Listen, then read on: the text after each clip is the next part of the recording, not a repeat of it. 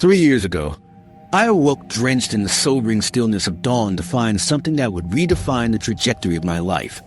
An unsettling conference of roaches had infested my room, a macabre army of rustling shell-backed creatures breathing a terrifying prophecy into my waking life. They scuttled unceremoniously across my bedroom floorboards, leaving a trail of filth that felt like a harbinger for grim revelations. The entire tableau should have horrified me. Instead, my family, my friends, and even the old librarian at the local bookshop seemed electrified with uncontainable joy. You see, a scourge of roaches like this was far from a horrific anomaly in our small, tightly knit enclave. It was the irrefutable sign that I, Lucas, had been chosen. At the heart of our isolated community lay Starlight Glen, a school unlike any other. Nestled amidst whispering trees and shrouded under an ever-watchful moon, it was where children between the tender ages of 8 and 15 spent their summers. It was revered as an institution where nature whispered secrets to its favorites, and once nature's judgment was passed upon a soul, the path it illuminated was both unavoidable and illuminating. Starlight Glen had a history as enigmatic as the universe, its roots twisted through ages of mystique, talking of traditions that triangulated the stars themselves. Year after year, we learned nature did not err. The messengers, the black beetles, the giant moths, the persistent roaches were infallible marks of divine selection. When whispers of nature's choice first settled on my shoulders, my family was aglow with praise and honor. My sister Eden, always the spirit of sunshine, looked at me with eyes alight with wonder and jealousy mingled slyly under her congratulatory cheer. Tradition said that on the eve of the equinox, the chosen ones must leave, embarked on a journey into the mystical spiral hollow, where a year apart would mold them into harbingers of perfect change. Yet the spirit of tradition clashed sharply against the disquiet sitting low in the pit of my stomach. Those who embark into the hollow become more than they ever were. Seers among the blind, the counselor would intone, voice as smooth as river pebbles. But the idea of transformation nestled against the unknown always lay heavy on my soul, a burden edged with doubt I dared not vocalize amidst the pageantry of benedictions laid at my feet. Before the fateful night of departure, I would often find myself up late, pondering the weight of the Thornian journey that lay ahead. I slept in half glimpses, my dreams muddled, the veils between reality and hallucination too thin to decipher. One evening, as the autumn wind wheezed through cracked windows, rusting pages of Eden's favorite storybook left casually open, I discovered a letter slipped within its pages. It read, cryptic in its simplicity, "Remember who you are, Lucas.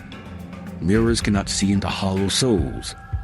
Those words churned at the edges of my consciousness, itched like a forgotten wound, a warning hidden beneath facades of admiration.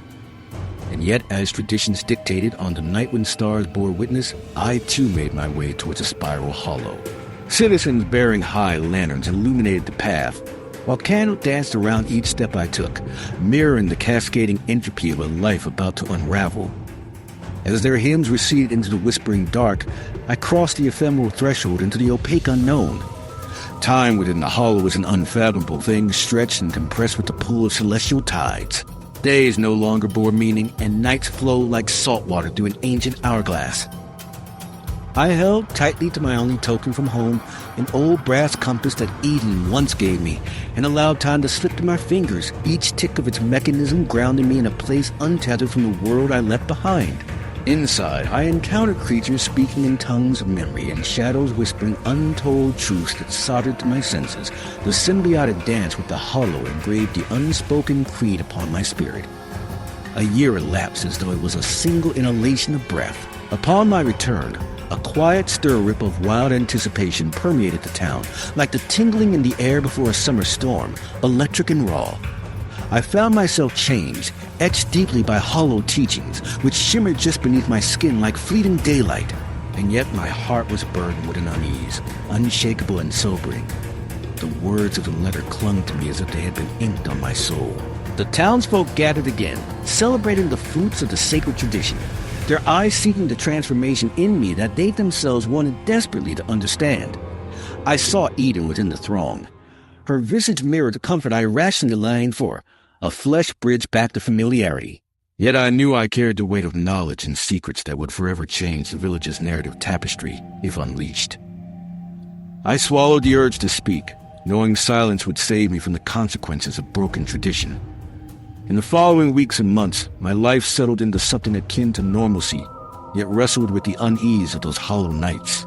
Despite fervent pressures, I eased into the semblance of the life paused before the journey, an outward appearance that told a story of belonging, a linear chronology stitching together the tattered beginning and the hazy return. But inside, where the echoes of the spiral hollows still reverberated, I understood that the power of the chosen was not the answers we found, but the strength in what we left behind. On a quiet winter evening, in a world that seemed to hold its breath, Eden came to me, eyes bright with unnamed stars. She spoke softly, aware of the sanctuary night provided. Tell me, Lucas, what is it truly like within the spiral's grasp? Is what everyone says true? The transformation? The knowledge? I took a breath, readying the words that both defy and confirm destiny. The truth, Eden, is not a burden to shoulder alone. Remember, some secrets wait until they're ready to come full circle, until they are written among the stars. While the enduring traditions of the village continued and the whispers of transformations past danced in our collective consciousness, I found solace knowing the truth lived quietly within me, a light unextinguished, a choice unresolved. In the dance of stars above, the spiral called, headed willingly into the unknown, shedding pieces of innocence with every step, but bringing back something infinitely unquantifiable, the freedom to choose silence.